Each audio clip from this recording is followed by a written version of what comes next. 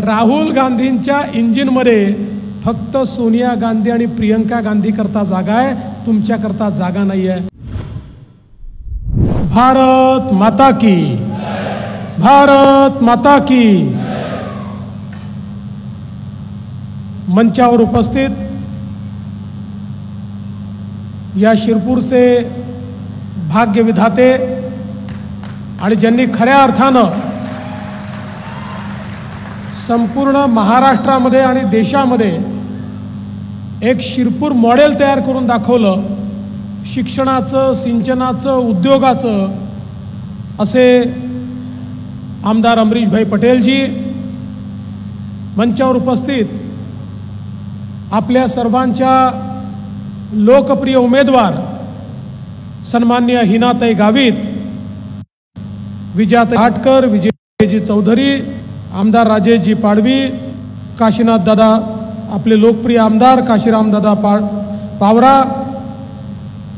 आमदार आमशा पाडवीजी, आमदार मंजुळाताई गावित, राजवर्धन कदमबांडेजी, पद्माकर पाडवीजी, नितेशभाई पटेल, तुषार रंदेजी, बबनराव चौधरीजी, धरतीताई देवरे, देवेंद्र पाटील, सतीश महाले, किशोर माळी, भरतजी गावित, भाई पटेल, या ठिकाणी उपस्थित पटेल, दीपकभाई पटेल, राज भंडारीजी, मंचावरील सर्व मान्यवर आणि या ठिकाणी उपस्थित सर्व माझ्या माता भगिनी आणि बहिणी. आज या ठिकाणी लोकसभेच्या निवडणुकीच्या निमित्ताने आपण सर्व लोक एकत्रित आलो आहोत आणि अमरीशभाईंनी सुरुवातीलाच या ठिकाणी झालेलं जो परिवर्तन आहे, जो बदल आहे, तो आपल्यासमोर सांगितलं. खरं म्हणजे आपल्या सर्वांना याची कल्पना आहे की ज्या प्रकारे शिरपूरमध्ये पाण्याचं नियोजन अमरीशभाईंनी केलं, त्यातनं एक शिरपूर पॅटर्न तयार झाला आणि संपूर्ण महाराष्ट्राने तो पॅटर्न स्वीकारला आणि ज्या ज्या ठिकाणी शिरपूर पॅटर्नच्या माध्यमातनं काम झालं, तो भाग हा दुष्काळातनं पूर्णपणे मुक्त झाला आणि त्या ठिकाणी आज शेतकऱ्यांच्या शेतीला पाणी मिळालं. आज आपण पाहतोय मोठ्या प्रमाणात शिरपूरला शैक्षणिक हब त्यांनी तयार केलं. धुळे जिल्हा, बाजूला नंदुरबार जिल्हा, या जिल्ह्यांमध्ये इतक्या मोठ्या प्रमाणात शिक्षणाचं हब तयार झाल्यामुळे अनेक विद्यार्थ्यांना त्या ठिकाणी शिक्षण मिळालं. आज देशाच्या कुठल्याही मोठ्या शहरात जे शिक्षण उपलब्ध आहे तेच शिक्षण या शिरपूरमध्ये उपलब्ध आहे. ही देखील मला असं वाटतं एक महत्त्वाची देण त्यांची आहे. आणि हे करत असताना सामाजिक बांधिलकी ते कधीच विसरले नाहीत. त्यांनी विशेषतः आमच्या आदिवासी समाजातील मुलामुलींना उत्तम शिक्षण मिळालं पाहिजे, त्यांना उच्च शिक्षण मिळालं पाहिजे, त्यांना डॉक्टर इंजिनियर होता आलं पाहिजे, याकरता अत्यंत मोलाचं कार्य हे त्या ठिकाणी केलं. आणि आज काही मागण्या देखील त्यांनी केल्या. मी पहिल्यांदाच अमरीशभाई तुम्हाला सांगू इच्छितो, अनेर धरणाचं पाणी पूर्व भागातनं कॅनलच्या माध्यमातनं पश्चिम भागात नेण्याची जी योजना आपण दिली आहे, मी आजच त्याला मान्यता देतो. मात्र आचारसंहिता सुरू असल्यामुळे आचारसंहिता संपली की निश्चितपणे या योजनेला आपण पूर्ण मान्यता देऊ आणि त्या माध्यमातनं मला विश्वास आहे की एकदा ही मान्यता झाली तर अधिक जलमय अशा प्रकारचा सगळा भाग होईल. यासोबत अरुणावतीवर 5 बंधारे बांधण्याचा जो निर्धार आपला आहे त्यालाही पूर्ण मदत ही राज्य सरकारच्या वतीनं दिली जाईल, हे देखील या निमित्ताने मी आपल्याला सांगतो. आणि सगळ्यात महत्त्वाचा मुद्दा, शिरपूरमध्ये MIDC सुरू करण्याच्या संदर्भात मी आपल्याला आजच आश्वासित करतो, आचारसंहिता संपल्यानंतर एक बैठक बोलवून आणि त्या ठिकाणी MIDC झाली पाहिजे, हा देखील प्रयत्न निश्चितपणे आपण करू. कारण अमरीशभाईंना या ठिकाणी लोकांच्या हाताला काम द्यायचं आहे. बंधू भगिनींनो, ही जी निवडणूक आहे ही निवडणूक साधी निवडणूक नाही आहे. ही ग्रामपंचायतची, नगरपालिकेची, महानगरपालिकेची किंवा विधानसभेची देखील निवडणूक नाही आहे. ही निवडणूक देशाच्या लोकसभेची निवडणूक आहे. आपल्याला या देशाचा नेता निवडायचा आहे. कोणाच्या हातामध्ये हा देश सुरक्षित राहील, कोणाच्या हातामध्ये हा देश समृद्ध होऊ शकेल, कोण या देशाला पुढे नेऊ शकेल, सामान्य माणसाच्या आशा, आकांक्षा आणि अपेक्षा कोण पूर्ण करू शकेल, याचा फैसला करणारी ही निवडणूक आहे. आणि म्हणून या निवडणुकीमध्ये आज केवळ 2 गट आपल्याला दिसत आहेत. एकीकडे विश्वगौरव असलेले विकास पुरुष आपले नेते माननीय नरेंद्र मोदीजी आहेत, ज्यांच्या नेतृत्वात आपण सगळे या ठिकाणी काम करतो. मोदीजींच्या सोबत शिवसेना आहे, मोदीजींच्या सोबत राष्ट्रवादी आहे, मोदीजींच्या सोबत मनसे आहे, मोदीजींच्या सोबत RPI आहे, मोदीजींच्या सोबत पिरिपा आहे, मोदीजींच्या सोबत रासपा आहे. वेगवेगळे पक्ष मिळून आपली एक महायुती या ठिकाणी तयार झाली आहे. आणि दुसरीकडे कोण आहे? दुसरीकडे राहुल गांधी आहे. आणि राहुल गांधींच्या सोबत 24 पक्षांची एक खिचडी आहे. बंधू भगिनींनो, आपली जी महायुती आहे ही विकासाची ट्रेन आहे. याला मोदीजींचं भक्कम इंजिन लागलंय. वेगवेगळ्या पक्षाचे डब्बे हे त्या इंजिन सोबत लागलेले आहेत. आणि या डब्यांमध्ये दीन, दलित, गोर, गरीब, आदिवासी, शेतकरी, शेतमजूर, महिला, अल्पसंख्याक, भटके, विमुक्त, OBC सगळ्यांकरता बसायला जागा आहे. मोदीजीच्या ट्रेनमध्ये सर्वांना बसवून सबका साथ सबका विकास म्हणत ही ट्रेन विकासाची सातत्याने पुढे जाते. पण दुसरीकडे काय अवस्था आहे? दुसरीकडे राहुल गांधीकडे डब्बेच नाही आहे, तिथे सगळे इंजिनच आहे. राहुल गांधी म्हणतो मी इंजिन आहे, शरद पवार म्हणतात मी इंजिन आहे, उद्धव ठाकरे म्हणतात मी इंजिन आहे, मुलायम सिंगाचा पोरगा म्हणतो मी इंजिन आहे, लालू प्रसादचा पोरगा म्हणतो मी इंजिन आहे, ममता बॅनर्जी म्हणते मी इंजिन आहे, त्या ठिकाणी स्टॅलिन म्हणतो मी इंजिन आहे. बंधू भगिनींनो, तिकडे डब्बे नाही आहेत. आणि इंजिनमध्ये बसायला सामान्य माणसाला जागा नसते. इंजिनमध्ये फक्त ड्रायव्हर बसतो. त्यामुळे राहुल गांधींच्या इंजिनमध्ये फक्त सोनिया गांधी आणि प्रियंका गांधी करता जागा आहे, तुमच्याकरता जागा नाही आहे. शरद पवारांच्या इंजिनमध्ये फक्त सुप्रिया सुळेंकरता जागा आहे, तुमच्याकरता जागा नाही आहे. आणि उद्धव ठाकरेंच्या इंजिनमध्ये फक्त आदित्य ठाकरेंकरता जागा आहे, तुमच्याकरता त्यांच्या इंजिनमध्ये जागा नाही आहे. बरं, त्यांचं इंजिनही कसं आहे? एक इंजिन जाते मुंबईकडे, दुसरं जाते दिल्लीकडे, तिसरं जाते बारामतीकडे, चौथं जाते चेन्नईकडे. त्यामुळे त्यांचं इंजिन हालतही नाही, डुलतही नाही, चालतही नाही आणि कोणाला घेऊनही जात नाही. ठप्प पडलेलं इंजिन म्हणजे राहुल गांधींची पार्टी आणि त्यांचं अलायन्स आहे. आणि विकासाकडे नेणारं इंजिन हे मोदी साहेबांचं इंजिन आहे. आता सीनाताईंनी आपल्याला सांगितलं, गेल्या 10 वर्षामध्ये मोदी साहेबांनी चमत्कार केला. जगातले अर्थशास्त्री आज चर्चा करतायत हे विकासाचं मोदी मॉडेल काय आहे. 10 वर्षात मोदीजींनी 25 कोटी लोकांना गरिबी रेषेच्या वर आणलं. 25 कोटी लोकांना. 20 कोटी लोक जे झोपडीत राहायचे, कच्च्या घरात राहायचे, आज ते पक्क्या घरात मोदीजींमुळे राहायला गेले. 50 कोटी लोक ज्यांच्या घरामध्ये चूल होती त्यांच्या घरी मोदीजीने गॅस दिला. 55 कोटी लोक ज्यांच्या घरी शौचालय नव्हतं त्यांच्या घरी शौचालय पोचलं. 60 कोटी लोक ज्यांना त्या ठिकाणी स्वातंत्र्याच्या 70 वर्षानंतर देखील पिण्याचं पाणी नशिबात नव्हतं. आमच्या माता भगिनींना हंडा घेऊन नदीवर जावं लागायचं, नळावर जावं लागायचं, विहिरीवर जावं लागायचं. त्या 60 कोटी लोकांना त्यांच्या घरापर्यंत नळ देऊन पाणी देण्याचं काम हे मोदीजींनी या ठिकाणी केलं. आणि 80 कोटी लोक अशी आहेत, 80 कोटी ज्यांना मोदीजी मोफत रेशन देतात. आणि मोदीजींनी सांगितलंय पुढचे 5 वर्ष देखील या 80 कोटी लोकांना मोफत रेशन मोदीजी देणार आहेत. आणि आपल्या महाराष्ट्रात त्यात 7 कोटी लोक आहेत की ज्यांच्याकडे मोदीजींचं मोफत राशन पोचतं. जवळजवळ 60 कोटी लोकांना आयुष्यमान भारत योजनेतनं मोफत इलाज मोदीजींनी दिलाय आणि आता तर 70 वर्षाच्या वरचे सगळे त्यांना मोफत इलाज, मोफत उपचार, मोफत गोळ्या, मोफत इंजेक्शन, मोफत ऑपरेशन, सगळ्या गोष्टी मोफत देण्याचं काम हे मोदीजी या ठिकाणी करतायत. बंधू भगिनींनो, आज मोदीजींनी मुद्रासारखी योजना आणली आणि या योजनेतनं 60 कोटीपेक्षा जास्त लोकांना 10 लाखापर्यंतचं लोन बिना तारण आणि बिना गॅरेंटरचं मिळालं.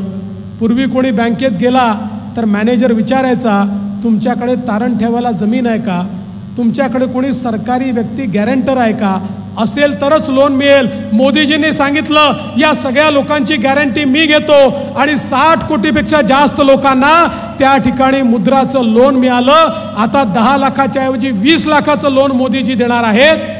आणि मला हे सांगताना आनंद वाटतो, यामध्ये 50% जास्त आमच्या माता भगिनी आहेत ज्या आपल्या पायावर मोदीजींनी उभ्या केल्या आहेत. एवढंच नाही, देशामध्ये 80 लाख बचत गट मोदीजींनी तयार केले, 8 लाख कोटी रुपये त्याला दिले आणि त्या माध्यमातून 10 कोटी महिलांना मोदीजींनी आपल्या पायावर उभं केलं आणि त्यातल्या 3 कोटी महिलांना आता मोदीजी लखपती दीदी बनवत आहेत आणि येत्या काळामध्ये पूर्ण 10 कोटी महिला या लखपती होतील. हा मोदीजींचा या ठिकाणी महिलांच्या प्रति संवेदना आहे, हा संदेश आहे. आणि म्हणून बंधू भगिनींनो, मोदीजी असं म्हणतात, एक पुरुष जेव्हा आपल्या पायावर उभा राहतो त्यावेळी केवळ पुरुष पायावर उभा राहतो, पण जेव्हा एक महिला आपल्या पायावर उभी राहते त्यावेळी पूर्ण कुटुंब पायावर उभं राहतं. आणि म्हणून पहिल्यांदा देशाचा प्रधानमंत्री असा आहे की ज्या व्यक्तीने महिलांचा विचार केला. आज आमच्या आदिवासी समाजाकरता देशामधली आत्तापर्यंतच्या इतिहासातली सगळ्यात मोठी योजना जनमन योजना, 24,000 कोटी रुपये हे आदिवासी समाजाला मोदीजींनी या ठिकाणी दिले आणि त्यातनं आदिवासी समाजामध्ये पूर्ण परिवर्तन झालं पाहिजे, हा प्रयत्न मोदीजींचा आहे. बंधू भगिनींनो, या देशाच्या इतिहासामध्ये देशाचं सर्वोच्च पद आहे राष्ट्रपती पद. राष्ट्रपती हा प्रधानमंत्र्याच्या वर आहे. प्रधानमंत्र्याला नेमण्याचं कामही राष्ट्रपती करतात, प्रधानमंत्र्याला काढण्याचे अधिकारही राष्ट्रपतींना आहेत. या देशाचा एक एक कायदा राष्ट्रपतींच्या सहीने तयार होतो. आज मोदीजींमुळे त्या सर्वोच्च पदावर, राष्ट्रपती पदावर एक आमची आदिवासी भगिनी द्रौपदी मुर्मूजी या राष्ट्रपती पदावर बसलेल्या आहेत आणि संपूर्ण समाजाचा बहुमान आज मोदीजींच्या माध्यमातून या ठिकाणी झालेला आपण पाहतो. आज आमचे जे गावगाड्यातले 12 बलुतेदार आहे यांचा विचार कधीच कोणी केला नव्हता. जे 12 बलुतेदार आणि पारंपरिक व्यावसायिक आहेत त्यांच्या जीवनामध्ये परिवर्तन आलं पाहिजे, त्यांचा व्यवसाय वाढला पाहिजे, त्यांना अर्थपुरवठा मिळाला पाहिजे, त्यांना त्यांच्या पुढच्या पिढीला व्यवसाय देता आला पाहिजे, पुढच्या पिढीचा व्यवसाय गावापर्यंत सीमित न होता तो मोठा झाला पाहिजे.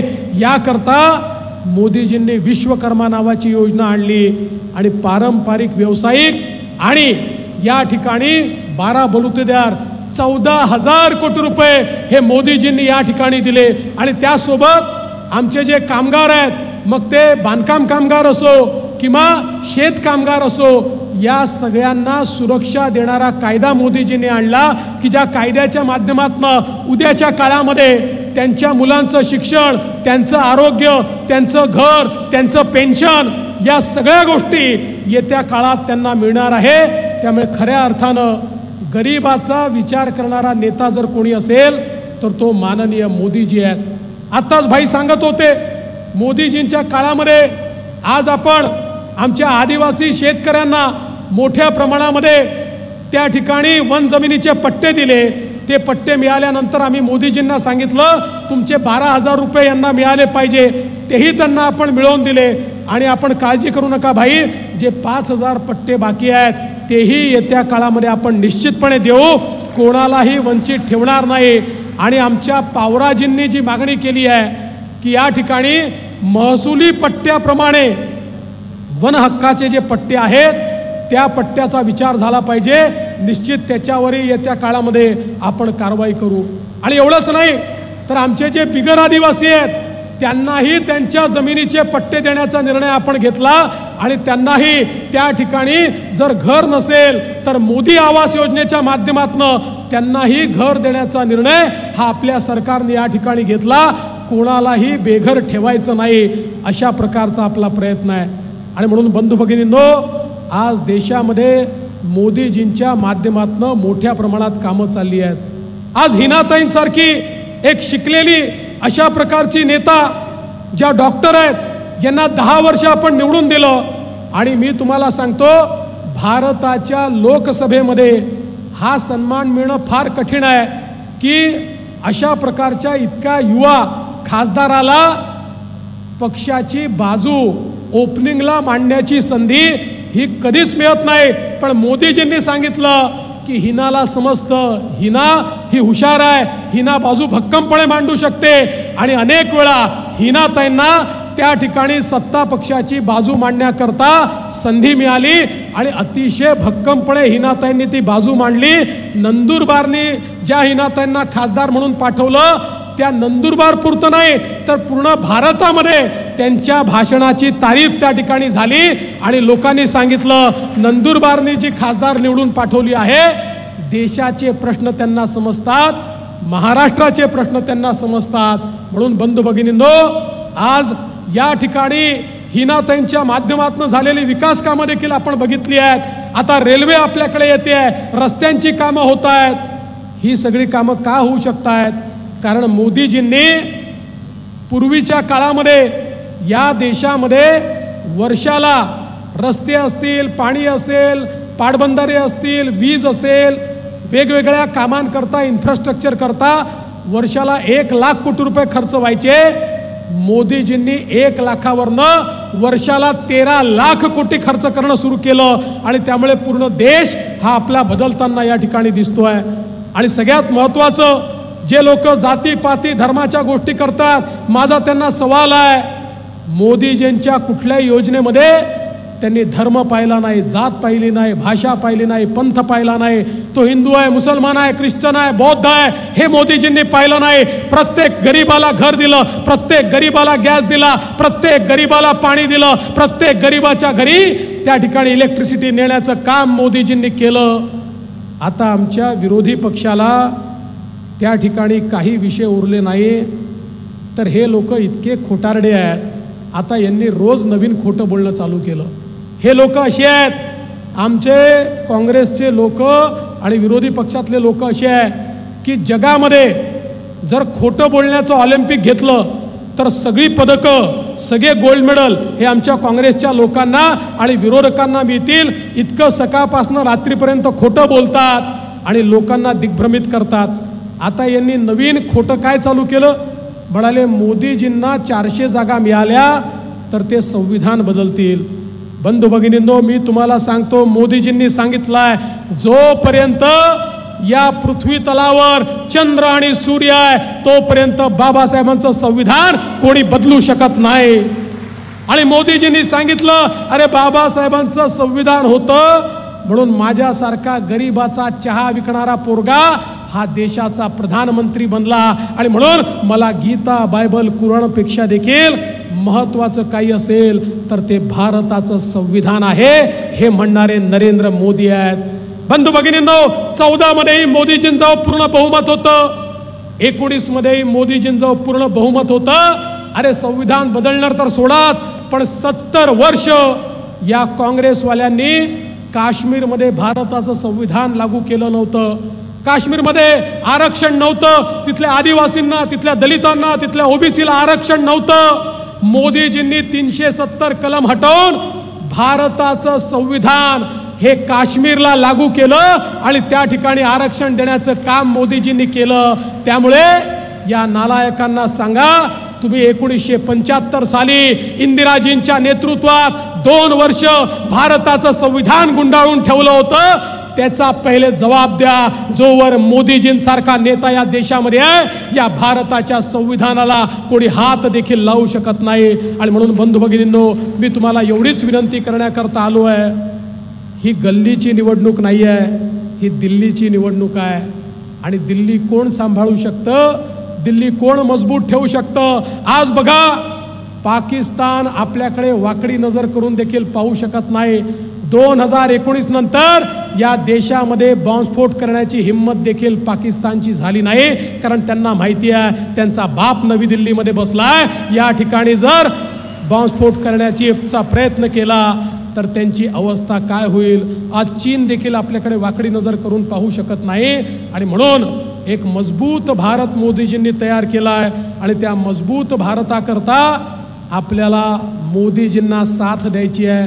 आणि म्हणून 13 तारखेला ज्यावेळी हिनाताईंच्या कमळाचं बटन तुम्ही दाबाल, वोट हिनाताईंना मिळेल आणि त्याचवेळी तुमचं वोट मोदीजींना देखील मिळेल. मोदीजींना वोट देऊन पुन्हा देशाचं प्रधानमंत्री करायचं असेल तर हिनाताईंना या ठिकाणी प्रचंड मताने निवडून द्यावं लागेल. आणि मी तुम्हाला शिरपूरच्या जनतेला विनंती करतो, 14 आणि 19ला तुम्ही भरघोस मतदान केलाय, पण 14 आणि 19चे रेकॉर्ड तोडून हिनाताईला तुम्ही निवडून आणावं एवढीच विनंती करतो. आणि पुन्हा एकदा अमरीश भाई, आपण जे काम या ठिकाणी केलं आहे त्या कामाचं खऱ्या अर्थानं या ठिकाणी गौरवपूर्ण उल्लेख करत मी आपलं कौतुक करतो आणि माझं बोलणं संपवतो. धन्यवाद. जय हिंद, जय महाराष्ट्र. देश विदेशातील प्रत्येक घडामोडींचे लाईव्ह अपडेट मिळवण्यासाठी आता साम टीव्हीच्या सर्व सोशल मीडिया प्लॅटफॉर्मला लाईक, फॉलो आणि सबस्क्राईब करा. तसंच सर्व नोटिफिकेशनसाठी बेल आयकॉन प्रेस करायला विसरू नका.